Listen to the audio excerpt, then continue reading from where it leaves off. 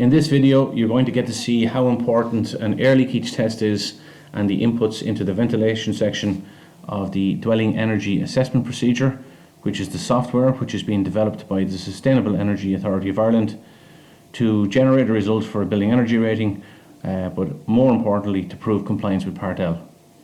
So what we have here is a house that is being calculated in accordance to the 2011 building regulations, and any house being constructed after the 30th of November 2013, regardless of when it got planning permission, has to be built to these regulations. So in this instance, we have already measured up our sample house. It's a straightforward single-story building, fairly standard floor to ceiling height, and the information we have about the building is here we have our volume. We also have the total exposed surface area, which is relevant for our air leakage test, and we also have an input into our ventilation section of 0.35. Now if you see this little pop-up as it comes up, it'll show you that in order to get that 0.35, you take your test result and you divide it by 20. So that 0.35 equates to a test result of 7 cubic meters per meter squared per hour. That's the Q50 value, or the air permeability test value, which is what is relevant for Irish building regulations. 7 cubic meters per meter squared per hour is not a particularly good test result and should be very easy to achieve once the house is built well. In reality, by using any kind of best practice of good due diligence, the air leakage test should be quite a bit better and will probably come in somewhere between 3 and 5 cubic meters per meter squared per hour for a building that, as this one, is naturally ventilated. In other words, it does not have a mechanical ventilation system. Now, the outcome for this house, you can see here that it's in A3, which in and of itself is a good result.